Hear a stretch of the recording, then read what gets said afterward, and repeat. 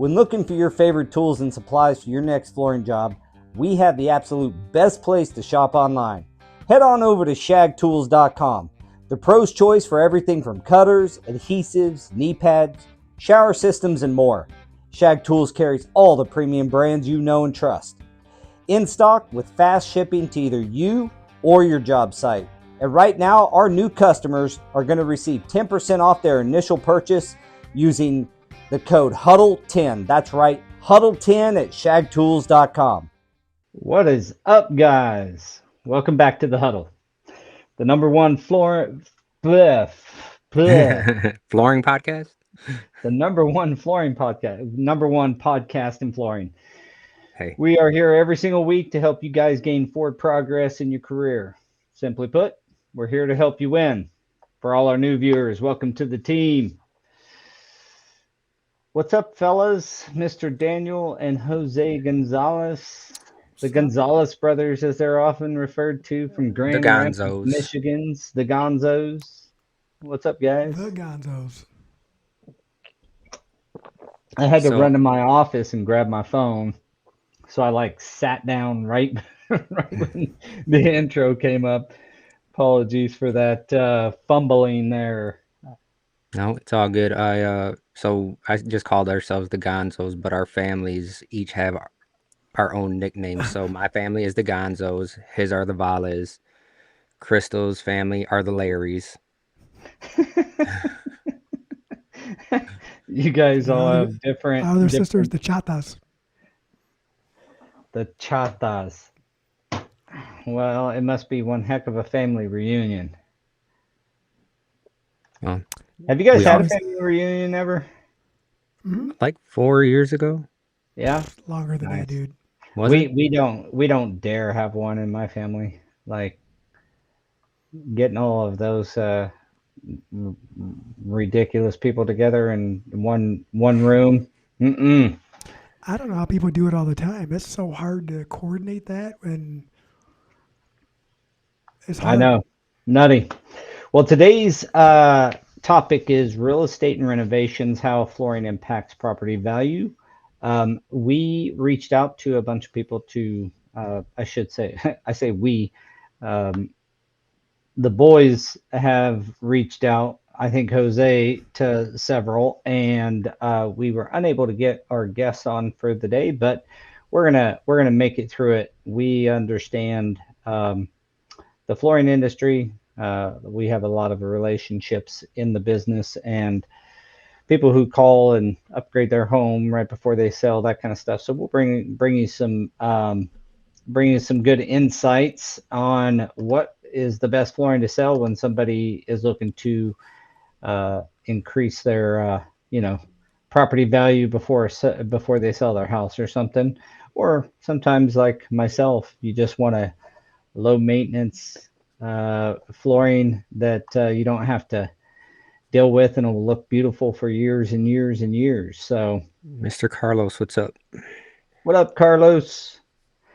I want to mention today's sponsors. Today we have Divergent Adhesives. We'll give you a little bit of shout out, but at the end of the day, if you need a great performing adhesive on these tough jobs, Divergent Adhesives is the place to go. Go hang out with the Divergent himself, Sonny. Show him some love. Show him some Huddle love. Speaking of family reunions, that's actually our cousin right there, Israel, over in Florida. Oh, yeah. Beautiful. Nice to meet you, Israel. All right. Well, few housekeeping things. If you are catching us on the YouTube, give us a like, subscribe, comment, share, all that good jazz. If you're here live, make sure to comment and give us your take on the topic or whatever topic. We're you guys know the Huddle style. We're just here to have a little bit of fun, chat it up a little bit about the topic. It usually is going to end up in one of the zones of our expertise, which is flooring sales and particularly installation. So you guys, You guys been in the business for a long time. You do a fair amount of residential still Yeah. here and there. What is does this topic come up like with your homeowners when you're dealing with them, that like what's going to add the value to my house? Do you guys sell off of this? So here's what it is it does come up with our real estate buddies, right? Like they're trying to get a house to market, and there's different levels of acceptance, and there's long-term value, there's quick turnaround, band-aid value, um, but it all depends on Like their goals or right, what the they're goals wanting to get out of it. or the demographic, or sometimes if it's a home where the owner doesn't want to go anywhere, right? They're going to be there the next 10 years. Their value is, I want to say, in the eye of the beholder, but that's not necessarily true when it comes to the appraisal process. Yeah. Yeah. Unless you're staying there, like you said. I mean, then it is truly in the eye of the beholder. Or their needs.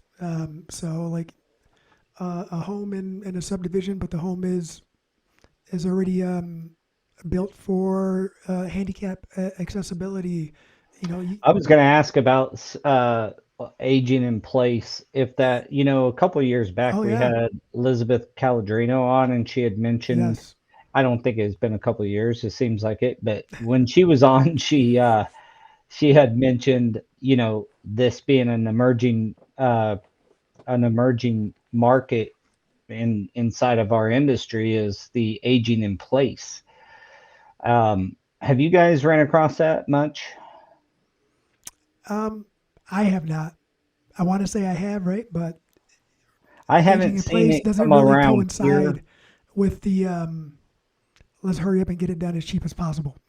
Yeah, seems like most of our homes, and I'll just be full disclosure, most of our homes are like, and we only do maybe a handful a year, but they're always there's a designer and an owner, and I am there to make those two things match up and come to actually be able to produce a product they love. And so sometimes I'm reining in the designer, sometimes I'm, you know, releasing the owner to dream bigger, whatever. But so I don't get into like residential replacement hardly ever. It's almost always a new home. But the with those clients, they particularly, it's more of a status thing of their house than it is resale value. Like one of my clients, there's no way you would ever get him to put a piece of vinyl anywhere in his home, like not a stitch, and nothing non-wool, and it's hardwood and tile everywhere. But it was more of a status thing. So, you know, the client that I found the most um, open to this, to the thought process that I need to put a flooring in that's going to increase the value of my home, is the one that's going to stay there for a bit, but knows they're going to sell eventually. And they want something beautiful, and at the same time, they can refinish the hardwood right before they Right. leave. They don't want to pay for a full replacement before they move. Yeah, Right. yeah, it's like that. I'm here. I'm going to be here for a few years, but you know, at the end of it, I don't want to have to replace everything or change everything out, and I want it to still be relevant and beautiful then. Um, that I have ran across several times, and that's when I always guide them to hardwood. If stay away from LVPs, stay away from carpet if your intent is to increase the value of your home. Neither one of those. LVP will take it up a little bit from carpet, um, because you can't judge the quality. Your average consumer cannot walk in a carpeted room and judge the quality of the carpet. So there's no way to put a value. You can put $150 a yard wool carpet in your house, and it's not going to increase the value a penny. It'll Well, make I your think life, better, or whatever, your experience with your home better, but not not the actual value. I was going to say is after doing quite a few like insurance claims and working with the adjusters and the companies, and uh, the value is capped, right? Like if you redo your kitchen, you're only going to increase your value X amount of dollars and not over X amount of dollars. And they explained it to me in a manner in which you can have a custom kitchen, but just because it's custom to your liking doesn't mean that it's going to be attractive to more people. That's why they have a cap. It's only going to add so much. Any aesthetics or How do trends come into that? Like if you're on trend, does it help?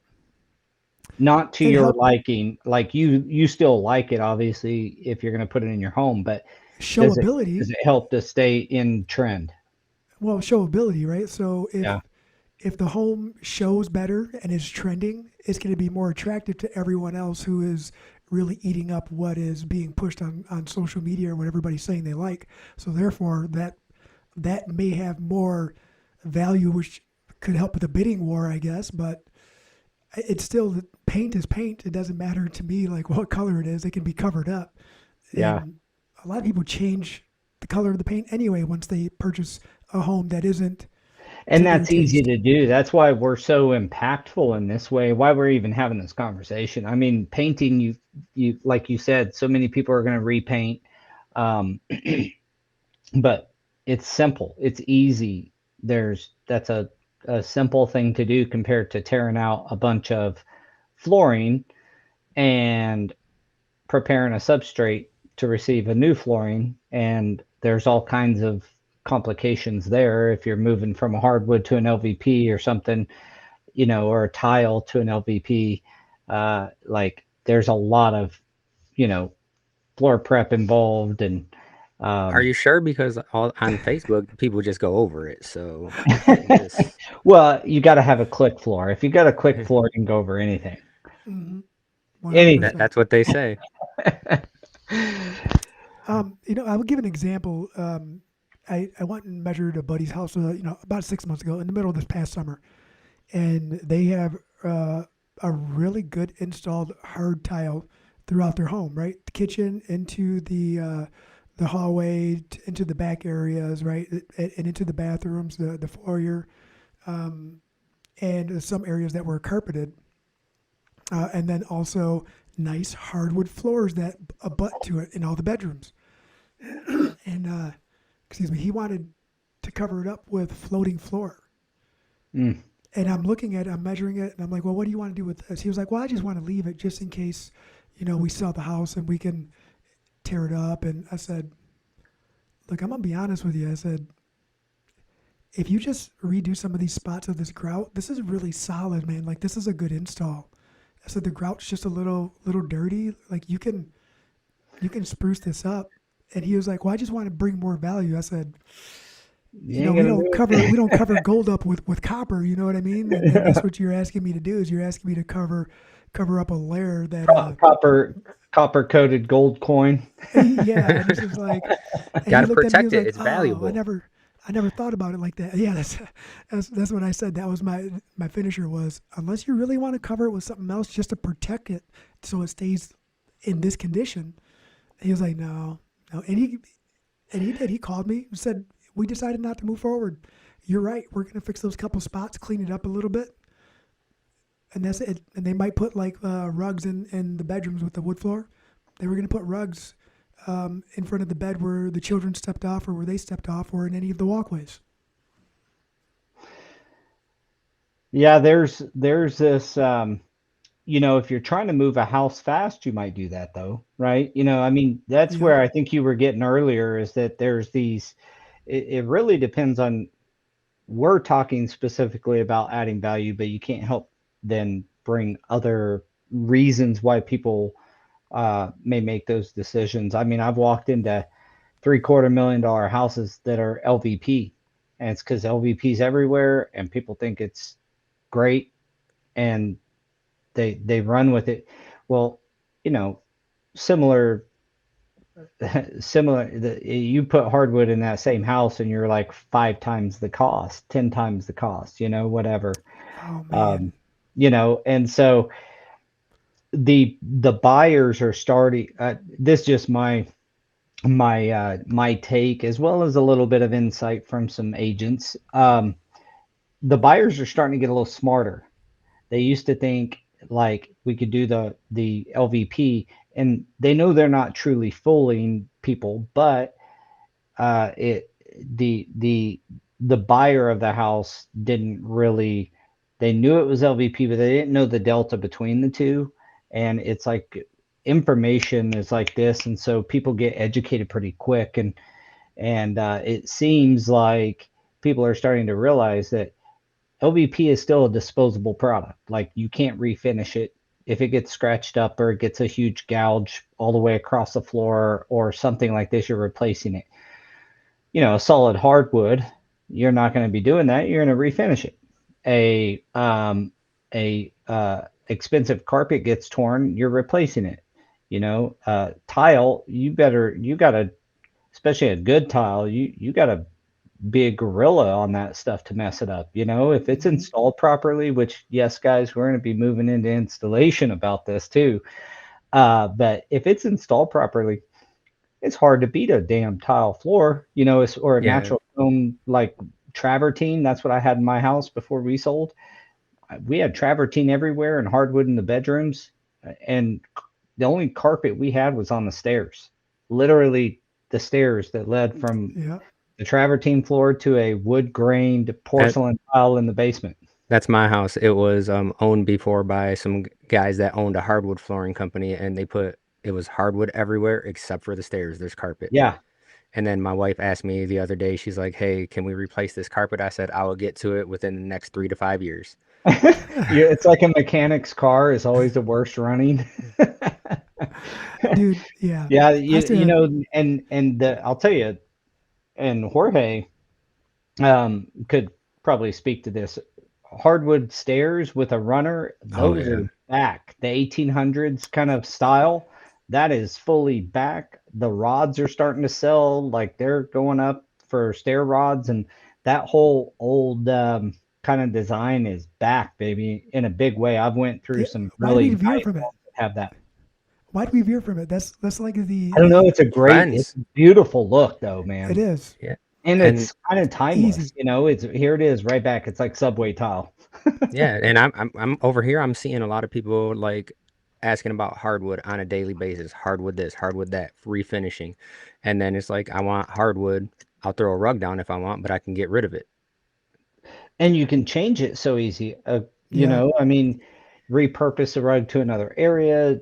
I know people who, like to your point, Daniel, they put rugs down and then they'll like rotate them, I guess would be the right word. They'll take this one from this room over there and move that one, like, and it gives the house a whole new look just by Yep. moving the rugs around. So it's kind of interesting. Just the value of that, what you just said. So let's talk about what value that added. Recently, this year, as a matter of fact, we went and did a runner. We replaced an existing runner at this couple's home. They've had it for a very long time, and it was wool down the center of the steps. Just it's a simple one, right? You go up the steps, make a left, go all the way to the top floor.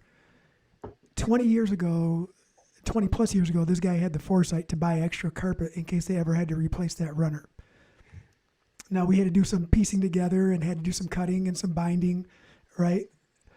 But he's like, this lasted 20 years. Why would I change from this wool carpet? And we did. We got it cut, put it back on the steps. And he's like, I expect these to last way past Another my 20. life. Yeah. Right. And that's the value right there. That's the long-term value. And it might've been custom, but it was one of those homes where it's, a $2 to $3 million house and everything was custom wood, custom everything in there. And that was what they were doing at the time. And it lasted. Why we ever veered from that, I don't know. And what Paul was saying earlier too, right? Like about what people want in their house. I'm also seeing people just be like, I seen this exact thing in my friend's house. That's what I want over here. That's Mhm. some wool steps that we did, some LVT that we did, right? LVP. It's like I seen this in my friend's house. I want this exact thing. And it's like, I can get you something that looks like it. They're like, nope, this is exactly what I want. Another thing that on the residential side, and I did do a little bit of thought and homework for the commercial side that I want to bring up. But the last thing, kind of idea surrounding either moving your home fast or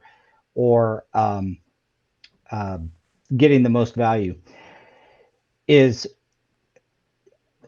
probably the last 10 to 15 years, the open concept building was so huge. It's still big. They're starting to kind of block off some areas now in home design, but uh, having a hardwood throughout, or as opposed to like putting in and using rugs to make spaces, as opposed to having, and I say hardwood, it could be any permanent product.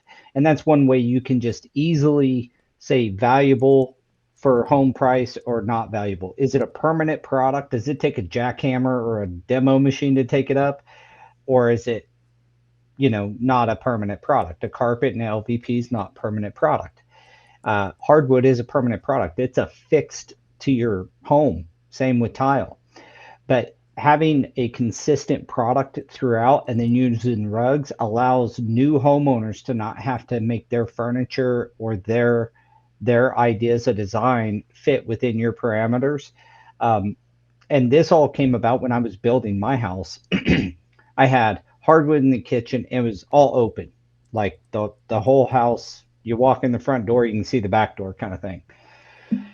And the so we had hardwood in the kitchen and in the dining, and then we had hardwood partially right up to the hallway, then carpet down the hallway, and carpet in the front room, and then entryway of tile, and it worked fine for our layout. We also had the hardwood come out past the kitchen bar about 3 or 4 foot, so we could have some bar stools there. Well, when we went to go start planning on selling our home, and we weren't sure we were going to sell it in the next 2 years or next 10 years, but we knew we were going to eventually sell. But that's when we went one product throughout. I mean, we had travertine in the kitchen, living room, dining room, down the hallways, and then you can arrange it however you please. So it just gives some freedom for the new people to see their furniture or their design in the new home. So I thought I'd point that out as well as one of the benefits of kind of like keeping a consistent product throughout and not like, you know, boxing people in, because they have to then imagine their furniture in the way you have your flooring designed, or at least it was the case in my house. And our realtor, said that was one of the smartest things we did, because people can come in and truly imagine the furniture layout however they please. Yeah, and Yeah. that's one of those things too, where you walk into a place and what's more attractive, or it seems uniform, or you look down or up and you have four different colors of paint, three different types of flooring that all intersect. Right, you're sectioning off the house without putting walls up. That's Yeah, accent walls and stuff like that are another good example of, like, we had a couple, and our realtor said, when we did go to sell, they were like, "You just paint them, just paint those colors the rest of the house. It looks gorgeous, but you're gonna, you may lose that one buyer that's willing to make an offer, even because not most buyers don't think like us. They're attorneys, or an accountant or a nurse or something. They go in there like, "Ew, that wall's ugly." If they don't like the color, even though you loved it, It's a turn off right it away. just turns them off right away. So this vanilla box kind of idea is the best way to get your home sold. You Right, know, and that's why I like that everything is going back to the warm tones, right? The neutral, the grayish, little bit of gray, but everything is what do they call it? Millennial gray. Look at our walls, yeah, even at our office, are the millennial gray. not the blue, violet gray that they got, and white and black everywhere. we gotta bring back avocado. We gotta bring that back. Get some avocado toilets back up in here. Some of the old yellow tubs. So I was going to bring up, I had a conversation recently. This is on multifamily, and this might help some of you if you do sell flooring to multifamily. and we could all say, what do they mostly put in? Well, they put in 6 millimeter, 6 mil, 2 millimeter, like, and they just want the cheapest of the cheap. Well, that is starting to change as well. We've done quite a few multifamilies now with some with 5 millimeter, 20 mil wear layers, like in a multifamily. So Because tacos. nobody wants to move all the time now. Like Well, it's all dollars and cents. So they show, when these pro formas that these guys have to provide when they go to sell. So a lot of the people who build a multifamily, they're looking to sell that thing in 3 to 5 years to some conglomerate. The goal now is like, how many tenants can I get through this floor before I replace it? It's one of the most expensive things you're going to replace, right? Repainting is cheap, and then flooring. So carpet is the cheapest, but you got to replace it after every tenant. LVP will last you longer, depending on the quality, but it'll get you maybe a couple of tenants. Well, these guys are starting to realize that, hey, this property, their capital expense to rent ratio is way lower than other properties, which means I'm going to make more profit as the conglomerate that buys this property and runs it. And so that is ringing true. So you guys out there that are in the commercial or the multifamily world, you can upsell into a nicer product. And what we just tell them is you can get multiple tenants depending on, you can always have that scrub that really just, doesn't care and scratches the tar out of the floor. But for the most part, you put a decent LVT or a good LVT in, LVT, with a good wear layer. And if you went with a thicker, 5 mil, you're going to have some sound deadening there. And then on top of that, you can get 5, 6, 8 tenants out of the same floor. Less disruption, quicker turnaround, less downtime, lower capital outlay to rent ratio. And so that is one piece of this conversation where I can tell you from experience is starting. I wouldn't say starting, but rings true. It's just starting to gain way more momentum because for so long, all we ever did in a multifamily, I'd love your guys' input on this, but all we ever did was literally 6, maybe 12, maybe 12 millimeter or 12 mil wear layer with a 2 millimeter or maybe 2.5. Now we're doing 20 mil wear layer, 2.5 on the main floor, 5 millimeter, 20 mil on the upper floors for a little bit of additional sound deadening. Sound. Yeah. Yeah. And there's a lot of them going that way. The last 3 we've done have been 5 millimeter, and it's not the same owner. It's the concept of when they're building it. They're not, because a guy will build a multifamily and he'll plan to sell it in 3 to 5 years, right? After he's shown on a pro forma that, hey, this property is a good cash flowing business. But they're going to replace the floor 2 or 3 times. And it's not just the cost of the floor. I wanted to harken back to what I said. It's also less downtime. That unit can be painted and cleaned in a day and back on the market on highly desirable multifamily units. So that, if you're down a week or 2 less, and you have that quick turnaround, plus you have a floor that you don't have to pay to replace, it's just a clean and go. Yeah, that's ringing very true. So you can upsell to a nicer product on these multifamilies. I think when we were doing multifamilies before, it was like a lot of sheet vinyl, and not a good sheet vinyl, just a cheap, inexpensive sheet vinyl. Just Loose, lightweight, fiber floor kind of style, or fiber. yeah, I shouldn't have said fiber floor. That's indicating manufacturer. I'm sorry about perimeter that. loose lay, something like that. Yeah. One drop. and then the inexpensive carpet everywhere else, and then the stuff that's been coming across the desk lately, you're right, they're not putting carpet in any of the bedrooms either. They're like None. Nope. LVT everywhere. Yep. That is we're on this. That's on Yep. the same thing. It's And like the only everywhere. It's like, LVT or the only carpet that they're putting is in the common areas, right? And it's usually a carpet tile. mhm. I got a question for you, Paul. Do you Down the see a lot of light? hallways in Yep. particular, if it's an enclosed facility, down the Yeah, that hallways that for way quietness. the sound. Hmm. Do you see a lot of lightweight concrete on multi-level buildings when it comes to multifamily, or is it all concrete? Like we see a lot of gypcrete here. If it's not like a big commercial type build where they're in a hurry. Well, the answer is yes. A lot of it is either gypcrete or just a wood subfloor. Oh, A 3/4 inch tongue groove wood.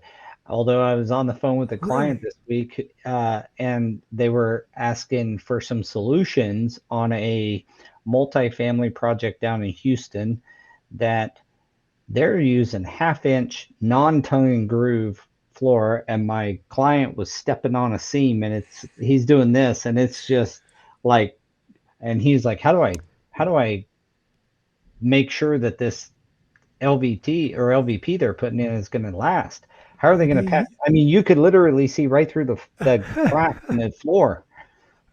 He's like, how are they going to patch this? And how's it? I was like, so there's this big conference call, and Wow. we all chatted it up, and I'm not actually doing the job. I'm just advising on it. Um, and the flooring guy down there says, yeah, that's how a lot of them are built here. And I was like, you don't tongue and groove and you're only using 1/2 inch. That doesn't even meet the ASTM for LVP.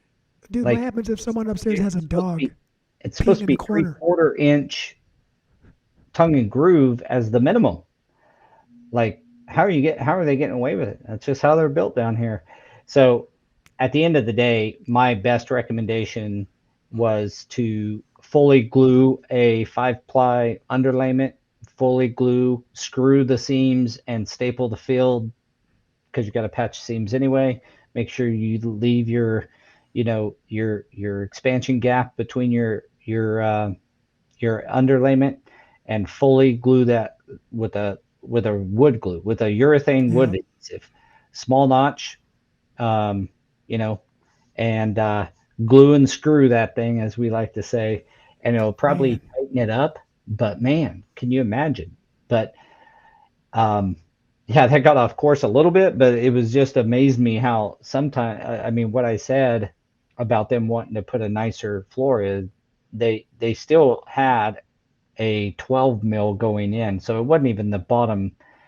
The substrate was the bottom of the barrel, and then they're putting a couple levels above bottom of the barrel in as the product. So Well, that goes to say that a properly installed floor brings more value than a poorly installed floor. yeah, Holy. yeah. So exactly what we were talking about earlier is you can upsell these, um, and like, why do you want to upsell? Well, you're probably going to make a little more profit, but dealing with nicer product is just easier to deal with. The nicer products are easier to install. So you can upsell them based on the fact that they're going to get more tenant um, turnaround on that same floor than they would before. But it always goes back to proper installation. You can take a nicer product that's not properly installed, and it's not going to add the value at all. You know what I mean? Because they're going to Yep. lose their cap table. Because this is data, nobody's feeling about it. It's like, how much money do I spend on this facility from a maintenance and get ready standpoint versus how much rent am I collecting? And there's a ratio there always. You got faucets and plumbing fixtures and all this stuff, and flooring and paint and everything you got to do to make a unit feel brand new again when somebody goes to move in. The lower that ratio is, the better, the more profit the operator makes off of his facility. Every dollar he puts in flooring is a dollar he doesn't put in his pocket. And so that upfront thing really pays back, and it does have to obviously be properly installed. I think too long in the um, multifamily market has it been cheap product, cheap labor. And we used to call Yeah. that apartment carpet. Yeah, That's that apartment carpet, the one Yeah, you can you pick up you and see hold it up through to the sun and you can see through it. that you can rip with a knee kicker. Yeah. it. Yeah, I don't see much of that anymore. That was we used to do apartment replacement back in the day. I 15 don't get ounce into that poly. market because it's way too cheap. But we used to be in that market, and it was all carpet, and they just accepted that, like, and that is just a race to the bottom. It's like we have to have the cheapest. Like, I think one customer, we were furnishing material and labor for $9 a yard. Now this was back in the early 2000s, but like their thought was it's going to have to be replaced as soon as this tenant moves out.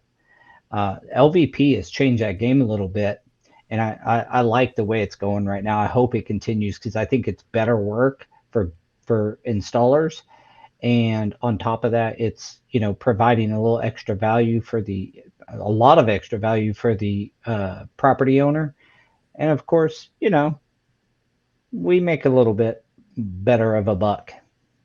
Doyle says that cheap LVT and cheap labor is still king today, unfortunately. Yeah, I don't disagree with you as far as it being king. I just see a uprising a bit of sorts, like big time. To go back to your question, Jose, about like the substrates, we've also seen, um, at least in our area, we didn't uh, for a long time have that like commerce on the first floor. So say a restaurants and little boutique shops and maybe a community bank, and then apartments above it or condos above it. But we're starting to see more of that now, like what do they call it? Like planned community living kind of thing, where even like a little corner grocery stores there, you see that a lot. I think that's one of those things too that's been around here for a long time, so it's really common to me Oh, really? to see. Yeah, super common. So I'm not. I like that setup. A lot of people that I grew up with lived above their family's store or someone's store or a vacuum shop. Like the downstairs was a vacuum shop and an electronics shop next door with Yeah. 3 stories of apartments added on. That's normal for me. Well, back on as we're talking about like adding value to property, that's the one really like experience I have with is in multifamily. I think most of our commercial work is very architect and design driven. So, they want something that's just going to last a long time. They don't want to have to tear down all their cubicles and replace their carpet in 5 years.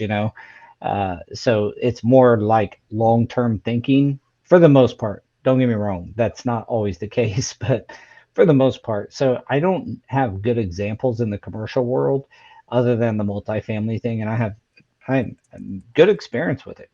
Well, But homeowners and that type of um, deal, I would say one more point is I was also told if you're going to spend money, spend it on your kitchens and your bathrooms.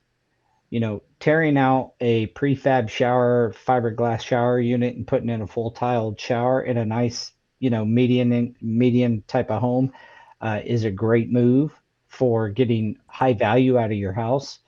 And so just a quick note there on the tile side of the world. yeah, that's actually good advice. I mean, you're not going to want to go, buy a single wide or double wide trailer and do that to your trailer. That's really not going to No, add much more value. and you But don't want your $1 million house having a bathroom that could be mistaken for a trailer. Right. No offense to Um, living in a trailer home. I did for a lot of my life. So, but it's just the economics. oh, I did too. I saved a lot of money doing that. Spent a lot of money too because you never wanted to be there. So Doyle says, question, Yeah. what do you see that school systems are using in your area now?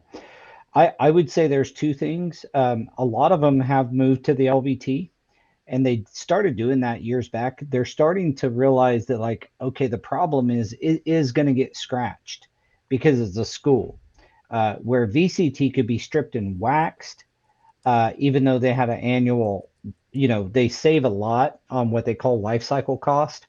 So, over the course of 10 years, your VCT is much more expensive than your LVT, even for a decent LVT, Because because of the labor you got to put into it. Yeah. every year they're stripping and waxing, And repairs. 75,000 square foot. And the product is soft, as we all know, and so it'll crack and those kinds of things. But so LVT and quartz tile is starting to like grab on. It's Is it? as expensive or more than LVT, but it's got a wear layer, so you don't have to strip and wax it.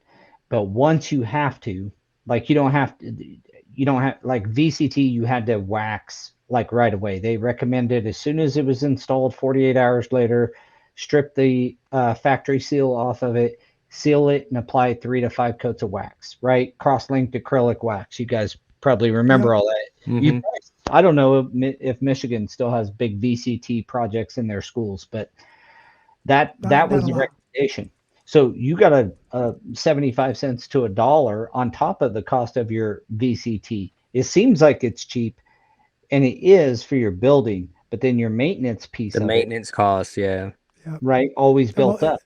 and then the training that's required for the maintenance if they're not used to it, because that's where a lot of it goes wrong, and that's where all the costs add up. But over here, we have a mix. People are doing glue direct LVT.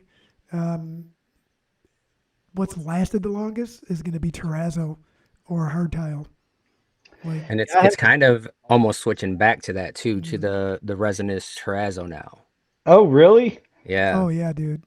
We've done a lot more tile. We did a huge uh, high school, and I mean, other than the classrooms, almost some of the hallways, but all the commons areas, like big open spaces. This school particularly was kind of built more like a college. It had we put tile everywhere, 24 by 24 tile everywhere. I think it was 50,000 feet of 2 by 2 Ooh, porcelain. And so you're right, like a permanent product. Terrazzo, that's a great point, dude. Commercially, but it's so expensive. Yeah. Uh, I think there's some other options out there that look like terrazzo. That's where quartz tile came in. They started coming out with them looks. Do you guys remember Fritz tile? oh, Yep. dude. Matter of fact, we're right down the street from the armory with that I installed 20 something years ago with that. And microbiology labs, we did some government projects. Yeah, I do Go like the way it looked. I didn't like to install it because I had to learn as we went, but I like it. Yeah. going back to your comment, Jorge says you can install Wilton in a trailer double wide, but it's got to be Yeah. double wide. Can't be a single wide. So, and then he does make a good. Doyle says right here, what about polished concrete? And we do see an uptick in polished concrete everywhere. There's In our retail, like it Yep. rules in retail. I haven't seen as much of it around here in schools. I think it's like, you know, a it's just too industrial, I think, for the educators have this idea of the space filling like The feng shui a and learning learning and space, excitement.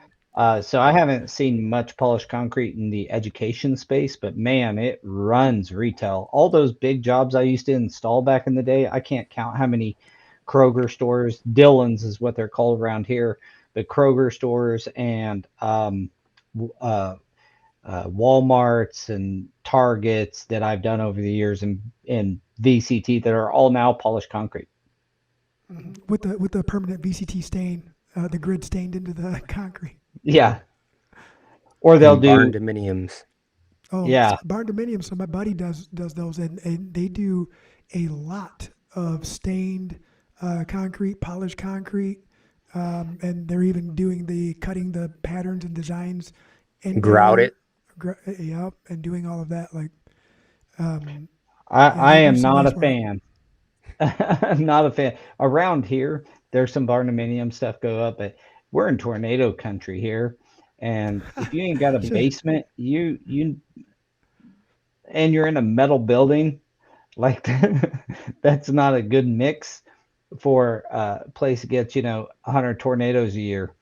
Yeah, And so we don't have as big a barnuminium thing, but the those are almost always seem to be polished concrete as well. I'm not a fan of polished concrete in a home. I just think that, if I want to feel like I'm in a Walmart, I'll go to Walmart or Target.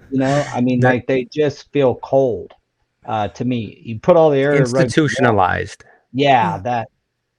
because Yeah, I see a lot of the architects even over here are like, oh, we're going to do this bathroom in this place and we're going to use a tile that looks like polished concrete, or we're going to use a tile that looks like terrazzo, or I mean, it's smart, right? Because some of these places it's on gypcrete or it's on wood, and it's like, all right, I understand that. But when you can just polish the concrete, why are you going to use something that looks like polished concrete? yeah, and terrazzo. At least, I mean, you go to Vegas or any place that there's most of the buildings terrazzo, like you can do the design is unlimited and it can be absolutely stunning looking. Polished concrete, like what you can stain it some colors and Stamp polish it, stain it. like I don't know. like and if you stamp it, you are now taking a structural piece of your property and permanently changing what it is. Like the only way to like then go put something in over a like a stamped and polished concrete floor in a home or something, or in your barnuminium, Jorge, is self-leveling that sucker. If you want to put something in over that and it's stamped and like sealed, now you're like shot blasting and self-leveling to put anything else. You lose all like You, um any movement, like, and you it's just an made me think of expensive something too. thing to go then put in. Say you want to change it out for an engineered hardwood. You don't, that's not an easy task, right? Even Just buy more polished glue. concrete. Now you got to scarify it, or you got to open up the pores so that your adhesive will stick. Like you just, I think, limit yourself on that. Um, I'm very biased. I don't like polished concrete. I I can don't tell. mind I it can in tell. retail places, but in a home or a school or someplace that's meant to feel warm and inviting, I think it does the opposite. But when it looks good, it does look good. Yeah, it's pretty stunning when it's pretty. So now I know, like, if I ever have polished concrete somewhere in my home, and you come to my house, I know that you're just gonna be sitting there like, oh yeah, this looks good, and in the back of your head, you're gonna be like, I can't wait to go home. I can't I'll wait to be leave. I'll be like, I know what I'm gonna get him. I'm gonna get him an area rug. Doyle says Uh, unless you're floating it, but even then, that stamp is so out of tolerance now. Yeah, Well, it's inconsistent. if it's a real stamp, I mean you can float over regular polish, but if you are stamping it, I mean you got to do something.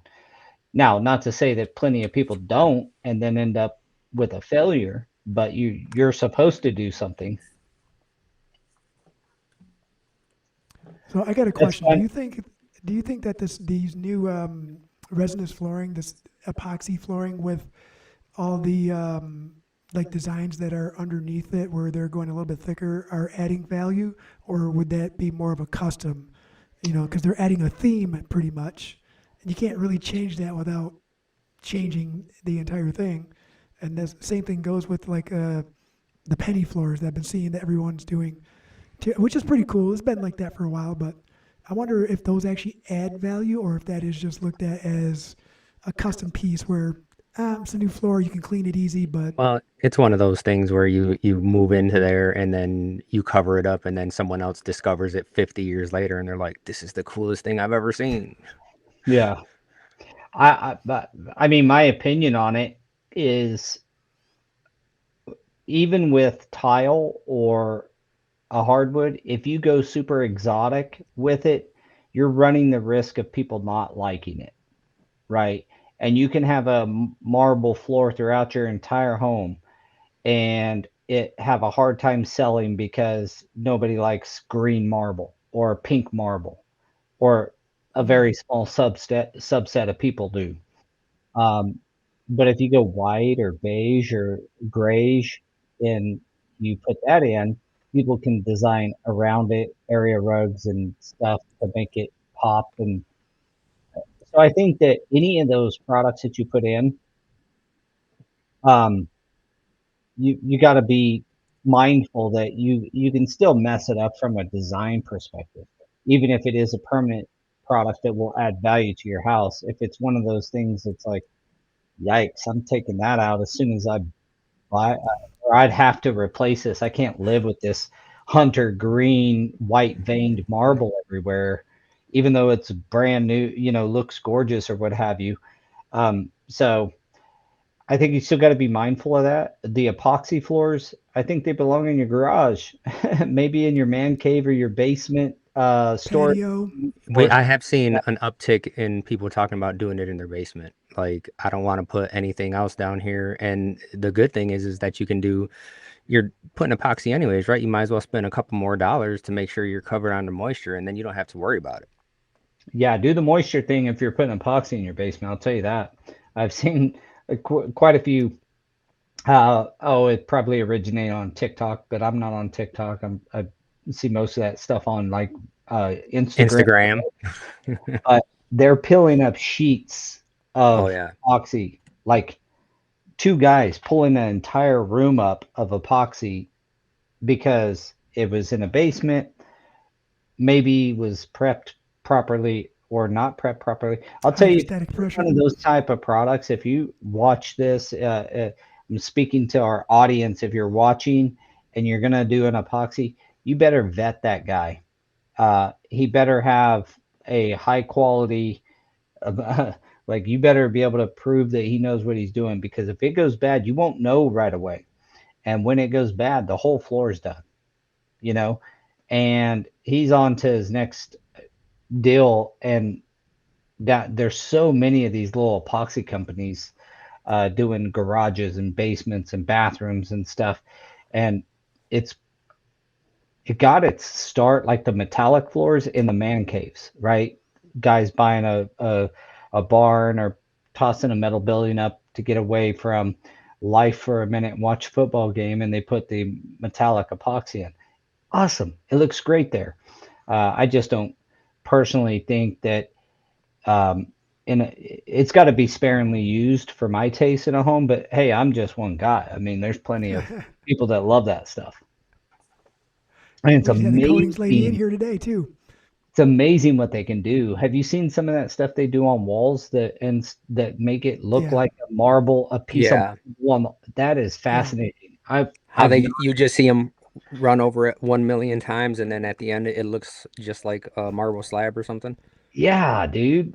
And they're artists, man. They're doing the Right. veining and all that stuff, and then they polish that out and add something and polish it out, and you know, however long it takes to polish. None of it originated over here. I could tell you all that artwork It came is, from overseas. yeah, it's freaking cool stuff. Yeah, Well, so I I guess don't, getting back to the topic. So, like, from what I've been told, what we're talking about here is the permanent surfaces are the ones that are adding the value. But we understand that there's the eye of the beholder. Like, what is the purpose of this commercial building? What is the purpose of this home? What is the intention? Are we replace? Are we having tenant turnaround, or are we looking for long term? So that I yeah. guess Design, I mean, like you said, it's if it's a permanent product, it's probably going to add value, but you still have to consider design. Um, and then like there's just a plethora of opinions in the retail world. The example I used on the multifamily, it's just data. Like, you know, how much money do I spend and how much rent do I collect? And that number, I hope they keep like evaluating properties that way because I like doing those big 60, 70, 100,000 foot 5 millimeter jobs. They get easier and easier, huh? That's right. And they do see the value. So I mean that's a great part of it. I would say, do you guys ever see floating floors in apartments? Uh, Yeah, I passed on the last one that had them. I I don't just even want to bid it. I don't either. I just don't. It's just a not just a risk, but it's like they're gonna. We've done float. We quit doing floating floors altogether in commercial. We do. There's no such thing as a floating floor to us. yeah. If you call it to be floated, we're gonna send you a recommendation to fully glue it. Even if you stick with that same product, we want you to use the full glue method. We've had too many failures over the last decade or so. Uh, last 3 years probably we just don't free float. I'll even pay for the adhesive and the extra labor it costs to fully glue it to just not have the problem later. I mean, it's a problem, dude. They're gonna call you. This sounds hollow. Well, no shit. Well, part of the problem No, is too is no, that really, it sounds hollow. It's just sitting on top of a substrate. Yeah, it does sound hollow. part of the So, issue too is that these manufacturer reps or sales reps are still telling people that it's okay to do it in certain spaces depending on the amount of traffic, and it's not. And there's some pretty big names that out there, both on the manufacturer and the client side, that are still doing it, even though the failure rate is really well, high. and maintenance comes into it too. I've told this story before on the huddle, but we had a client that we did a big cafeteria for him in LVP, and it was floating. Manufacturer will be left off here, but at the end of the day, it was a maintenance deal that it started cupping everywhere. And I was like, man, I tested this for moisture. Plus, how is this? And it looked horrific. By the time they called me, edges were breaking off, stuff was separating. It had become a problem. It was a corporate facility, their dining area, the big corporation. Mm-mm-mm. Well, I go watch them. I go eat there one day. I asked if I could eat there. I'll watch him clean up afterwards. And the guy is coming out. I mean, the water is so hot in Just his bucket that you see the steam rolling off of it. And I watch him start mopping the floor. and And just then I slopping it. ask him, I was like, hey man, where how hot's that water? He goes, boiling. I was like, how do you get it boiling? He's like, I take it directly out of a boiler that we have set for or a spigot that they have set for super hot water. So they're taking boiling water essentially and taking a thermoplastic, free floating thermoplastic product through these temperature cycles like that, tossing 212-degree water on it. And you do that, a few times, that product starts reacting. It's a Hey, thermoplastic product. And it failed because of that. We ended when up they're going and peeling the skin replacing off it the and did the floor. tomatoes, it works to clean the tomatoes. Why wouldn't it work to clean the floor? Yeah, exactly. Well, it cleaned the floor. That's why they kept doing it. It's funny. Boiling water will clean a lot of stuff, but the problem is that it completely ruined the floor. So the free floating stuff in general, I don't even know if a full glue down product would have lasted under that condition. But just point being is, free floating floors are just too susceptible, and we've had too many failures, and we just are like, all right, you don't want to glue it down? We're going to glue it down for you. Ooh, I was popping and locking, dude. He's like, Don't do that again, Paul. Okay, hey, I bet you Paul never. could break dance too. I used to Bring have some a mat cardboard, back in the day, baby. bring some cardboard and a beanie for you to wear, bro. I want to see you spin. Little shoulder roll.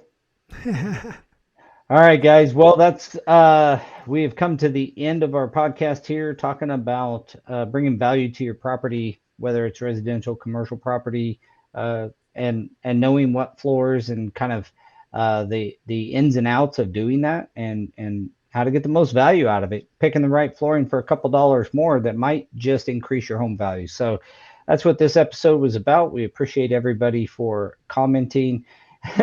We show me your Skittles. You're not ready for that, Rainbow. Very, very much appreciate all the comments, and give us a like, subscribe on our social channels, and continue to support us. Do not forget to support our sponsors. Today's sponsor, Divergent Adhesives. Again, if you need an adhesive when you're up against the wall with, different site conditions and different stuff, like hook up with the Divergent over there at Divergent Adhesives. Quick shout out to NAFCT and Shag Tools. And that ends our podcast for the day. Always thanks to Daniel and Jose for their expertise and bringing so much to the table. Insight, not expertise, just insight. Oh, you guys have the expertise, and that's why you can bring the insight. So we'll see. We'll see you guys at Tice, and that's in the end of January in Las Vegas. So we'll see you guys there. Just over a month away. Anybody who is not going, you should consider it, because Tice is pretty awesome, and you can come hang out with us. I'll buy you a drink. Come tell me I said that and what episode number this is, and I'll buy you a drink. All right, guys. We'll see you next week. Thanks, everybody.